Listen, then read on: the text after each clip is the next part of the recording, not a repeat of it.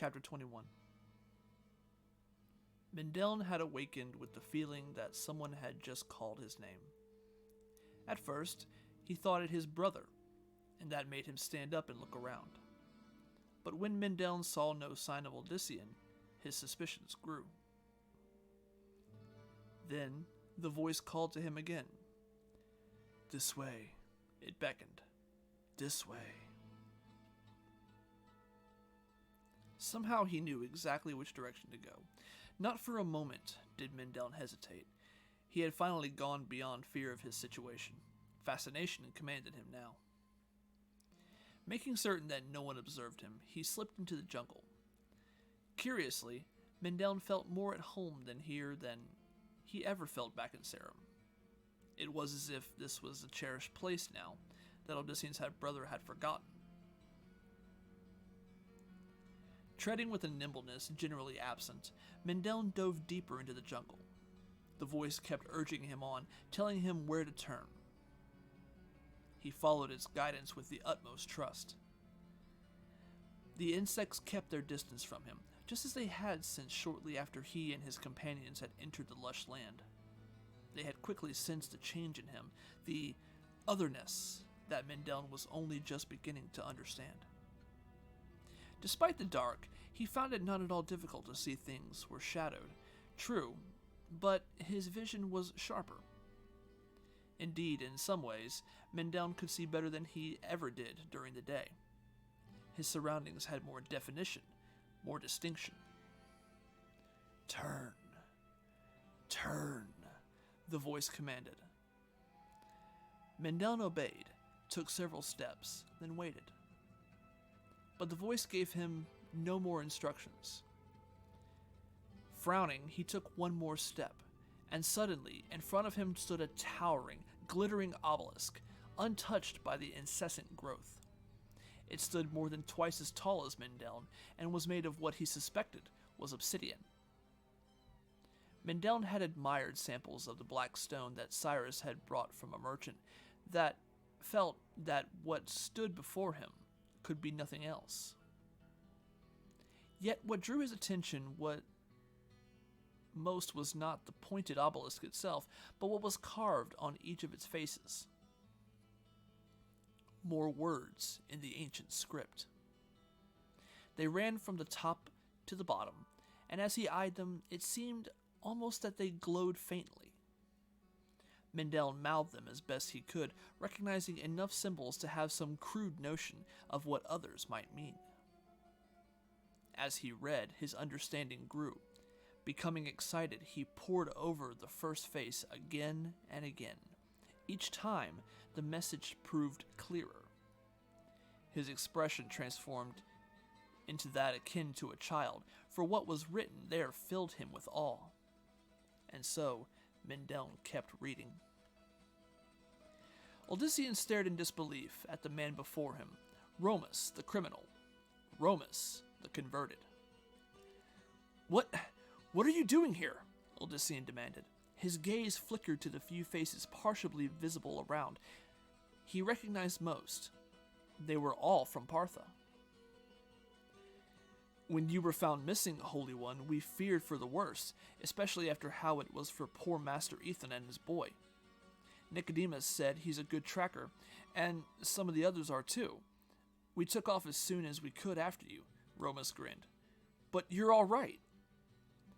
"You shouldn't have followed," Odyssean reprimanded the men. "You endanger yourselves, and what of your families?"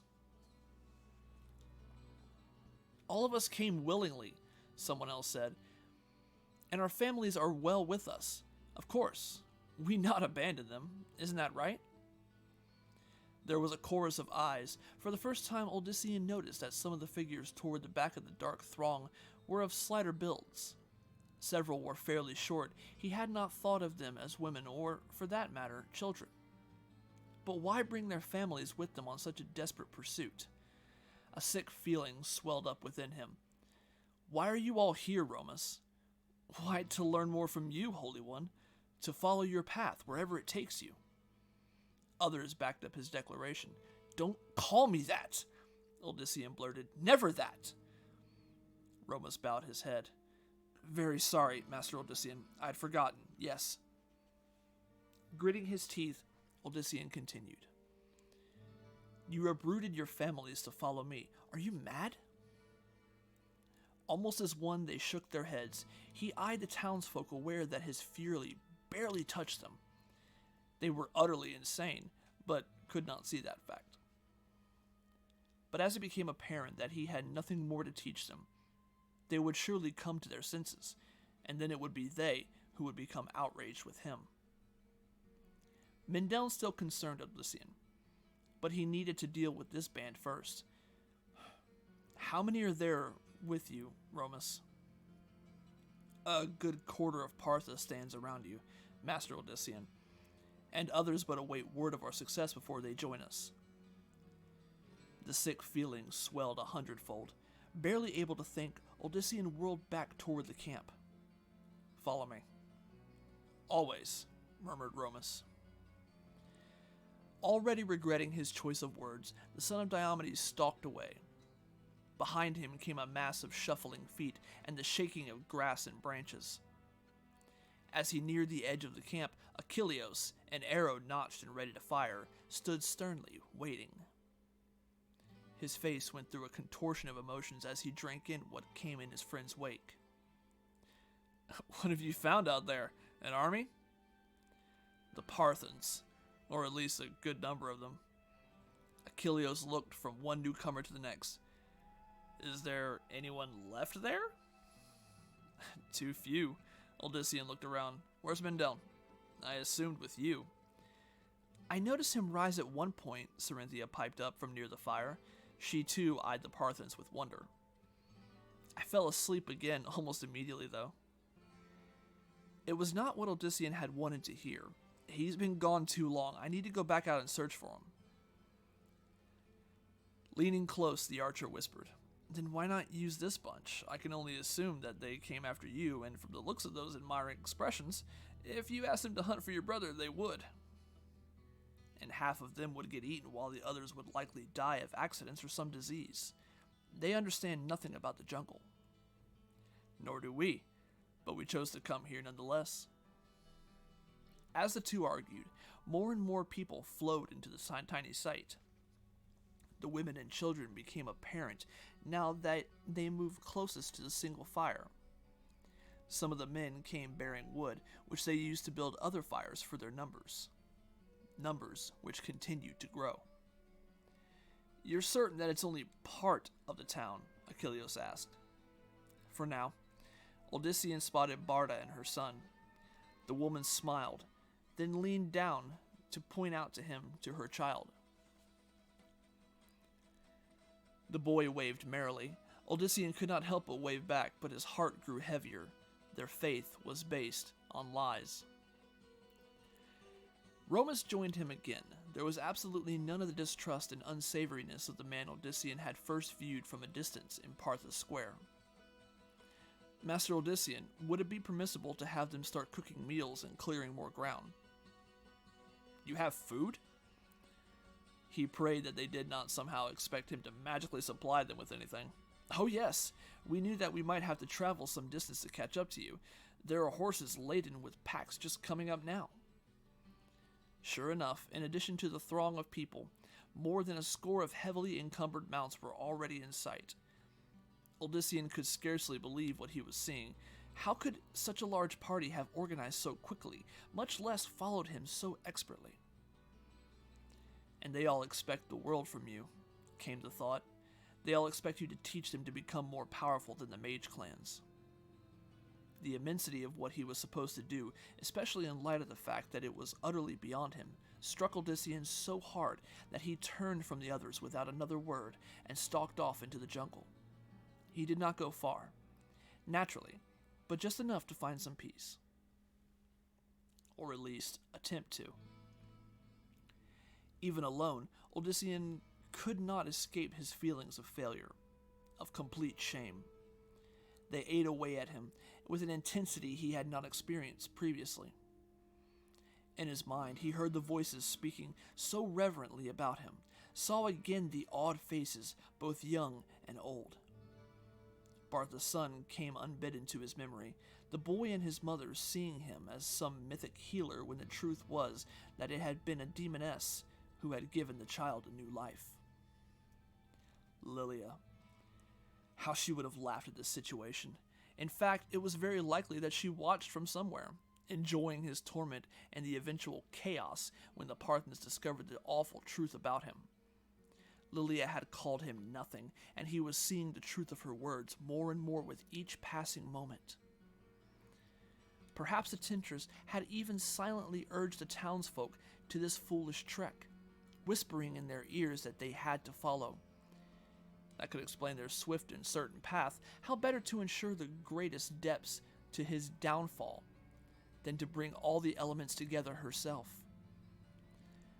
Once more, he had underestimated her retribution. "You've got what you want!" Odysseus shouted in the darkness. "Now leave me be!"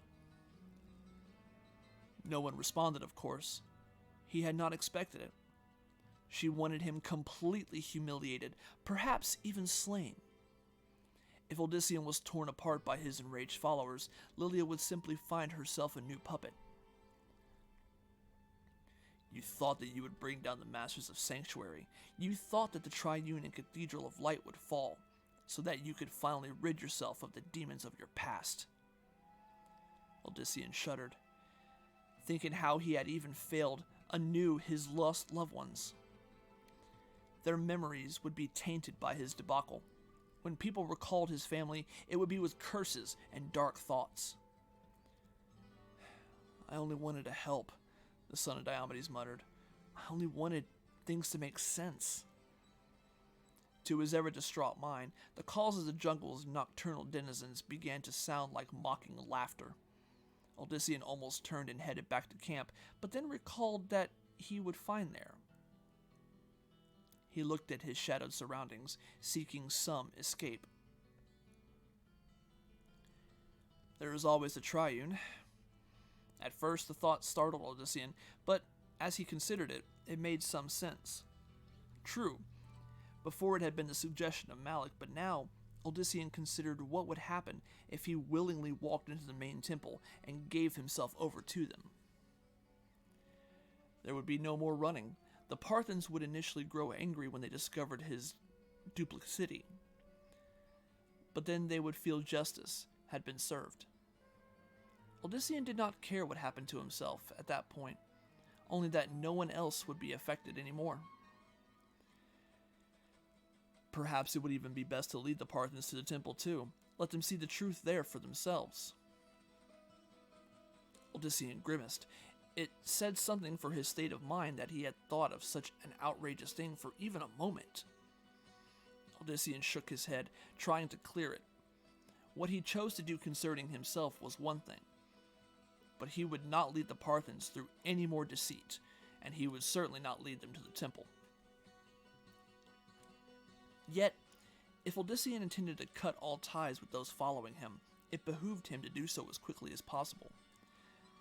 However, once he returned to the camp, they would be with him waking and sleeping. It would almost be better, Odysseus thought, if he just never returned at all. Never returned at all. Perhaps this time it would work. His feet began moving even before his mind registered the action. Odysseus shoved aside the thick branches, pushing as fast as he could through the jungle. On the one hand, he knew that his abrupt flight was even more insane than the one from Partha. But on the other, it would catch everyone unaware. They would have no idea where to look, where to go. He defied their best trackers, Achilles included, to keep on his heels in his thick vegetation. But as Odysseus tore his way through the night, he began to wonder how far he would get without a mount. A horse could at least barge through the jungle easier, and surely there would be emptier trails ahead, where a rider could quickly pick up the pace. If only he had thought of taking one with him. But that was something well beyond hope now. Unable to do anything else and feeling as if all depended on him. Running and running until he could run no more, Odysseus moved blindly through the jungle. Each moment, he expected shouts to arise and pursuit to begin.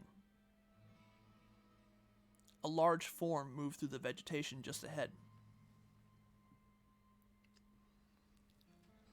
Odyssean tried to slow, but the ground was soft and moist, and his footing failed.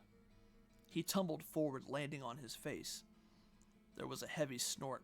A muzzle prodded his shoulder. Wiping dirt away from his eyes, Odyssean beheld a towering white horse. Loose reins dangled under the thick neck. The animal was also saddled, and Odyssean could only surmise that this was a Parthian steed lost during the trek through the jungle. Seizing the reins, he murmured to the horse, reassuring that he was no danger. The mount actually seemed grateful to have him near, the unknown landscape no doubt putting it ill at ease. Thinking his good fortune, Odyssean started to mount. "No! Keep away from it!" Startled by the voice, his foot slipped free. The horse snorted violently, as if furious at the interpreter. It moved away from the direction of the caller, pulling Odyssean, who still gripped the reins, with him. "Easy, easy!" Forcing the animal to halt. Odyssean turned to face the one who had spoken. The face was so pale that even in the dark jungle he could make out some of its detail. The figure strode toward him with urgency, but also a smooth movement that seemed right at home in their new surroundings. Mindeln? Somehow Odyssean could not quite be certain that he was actually seeing his brother. This was Mindeln, but somehow it was not. Odyssean. Mindeln's voice was low and steady. It again made the older sibling wonder if what he saw was truth or illusion.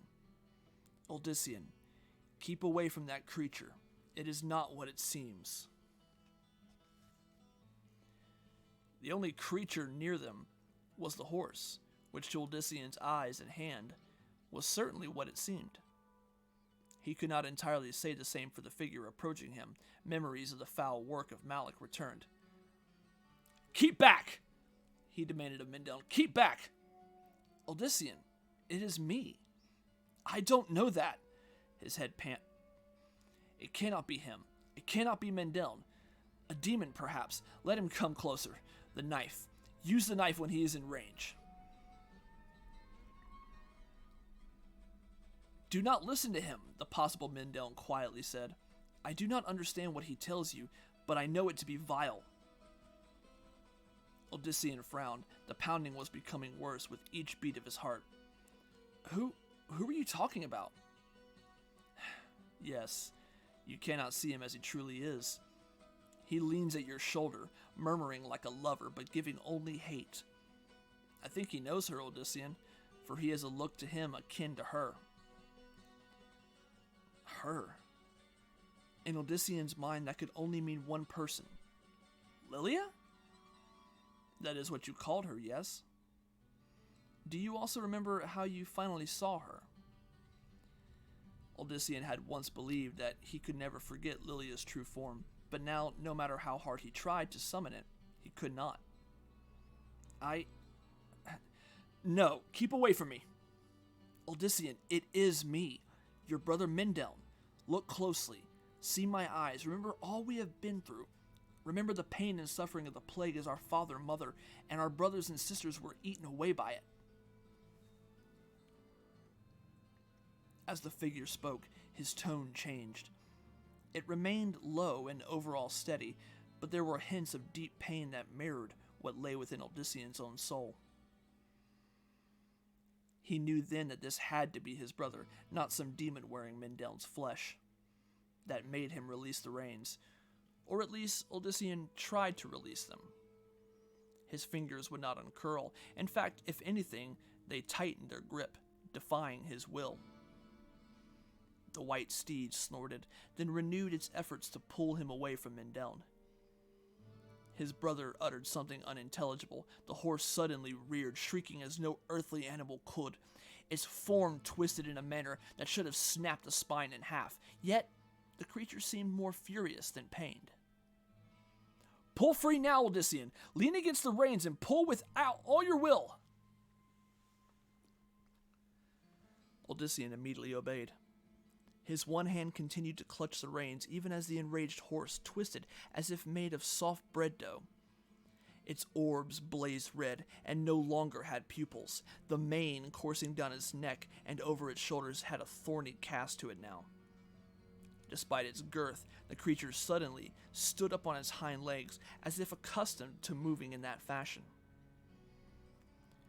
Still his fingers would not free themselves. Odyssean tugged as hard as he could, using his strength to its utmost. Then, something Mendeln had said came back to him. The younger brother had used the word will, not strength. Mendeln had been so specific. Relaxing slightly, Odyssean focused on wanting to be separated from the reins. He concentrated on his fingers, seeking control. His grip loosened. He immediately whirled, his hand flinging free. And as it did, the beast next to him lost all semblance of a horse. It reshaped, growing slightly smaller. The demonic aspects also transformed, at least to a point. The thorns becoming hair, and the body more human. Before him now stood a tall, kindly figure with flowing gray hair and a trim beard. As he smiled at Odyssean, he extended his arms. "You have proven very worthy, my son. Come and accept my blessing for your stalwart efforts." "What? Who are you?" "Why, I am the Primus, of course." The smile dazzled. "But you may call me Lucian." Odyssean looked aghast. "The Primus? Lucian?" The figure nodded. "Yes, Lucian. And I understand that the demoness Lilith has been spreading false witness concerning me." "Lilith? You mean Lilia?" "Lilith is her true name, an evil older than the world. She is the mother of deceit, the mistress of betrayal. You are indeed strong for having survived against her, my son." From behind Odyssean, Mendeln said, "Beware, brother. False images are legion where this one is concerned." Before Odyssean could respond, the Primus calmly replied, "Does that actually sound like Mendeln that you know? Have you not noticed the dark changes in him of late? There are more demons in the world than merely Lilith, my son, and one of them has cast his shadow over your sibling." Odyssean looked back. "Mendeln? I am still me." What exactly that meant, Odyssean did not know. He considered all that he had seen happen to his brother. Mendeln had definitely changed, but was it for good or ill? "I do not know you, demon," Lucian remarked, sounding much like a protective uncle to Odyssean. "But your intent is clear. You would work at the soul of this worthy one, burrow into it through one of those nearest and dearest to him. That cannot be permitted. He is under my protection." "Protection?" Mjolnir returned. "As the high priest, Malik sought to protect him with his spells of skin flaying and his bloodthirsty Morlu?" "Exactly. Malik's. I regret his actions immensely. I was unaware that one so close to me had been so seduced by demons. I had sent him to invite Odyssean Ildiomed to visit the temple as my guest. To be honored, nothing more." He considered further. "The Morlu are an abomination created by what is called the Cathedral of Light, not the Triune. It must be from there that came the demon who turned poor Malik." There was something about the promise that made Odyssean want to believe him, yet bits of what he said did not sound true.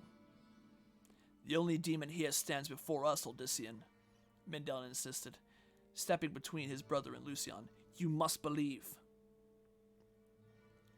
The master of the Triune shook his head. "His words are strong, embellished as they are by sorcery. For your sake, I fear I must remove the taint. I am sorry for your loss, dear Odyssean, but there is no choice." It took Odyssean a moment to understand, and when he did, he reached out in sudden panic. "No! Mendeln!" A circle of silver light formed around the Primus, then immediately burst forth. It struck where Mendeln had been standing, and, suddenly, Odyssean's brother was no longer there.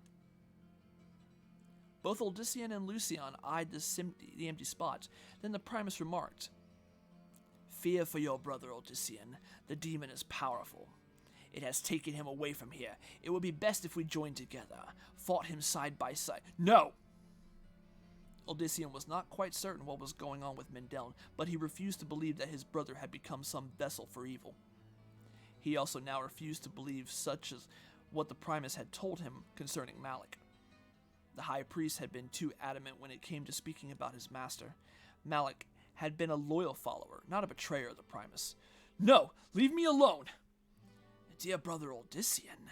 Something pressed against Odyssean's brain, gritting his strength. He stepped back from the glistening figure. "Leave me alone! I want nothing of you or the Cathedral of Light, nothing at all!" He spun from Lucian. Odyssean was not certain just where he headed, but he knew somehow that he needed to be away quickly. There was a flaring of light behind him, as he recalled had happened just before Mindel's odd vanishing. Even as Odyssean ran, he steeled himself for the inevitable. The force that struck him was oddly cold. He felt as if his body was twisted inside out. His legs, his arms refused to function. Both the muscle and bone seemingly turned to jelly. Odyssean collapsed against a tree, then tumbled to the jungle floor. "Perhaps you are actually nothing, as my sister said," Lucian commented clinically. "Perhaps there is nothing to Odyssean, old Diomed." A tingling surrounded the barely conscious Odyssean. The ground beneath him suddenly grew distant. Vaguely, the son of Diomedes realized that he was floating several feet above it. "I shall have to test you and retest you to be certain. Let the Morlu play with you too. They tend to bring out the desire for survival, which should in turn bring out the power of the Nephilim, if it is truly sterling within you." "There is nothing," Odyssean gasped. "I am no threat to you." "But you never were human. I am Lucian, son of Mephisto, the greatest of the prime evils. Blood of my kind may flow through your veins, but it's watered down with the puerile emptiness of Inarius' ilk." Odyssean's view shifted as he floated toward the captor. Lucian still wore the semblance of the Primus, but Odyssean very much believed that the horrific glances he had seen during the earlier transformation had been nearer to the truth. What had Lucian said of Lilia? Lilith? That she was his sister? "Yes, test you and retest you so that there is no mistake," the demon repeated. He smiled, and although his face was yet human, the sharp teeth and forked tongue were not. "And if you fail, then I will just feed you to the Morlu, still alive, of course." And although Lucian continued to smile, Odyssean knew that he was not in any way jesting.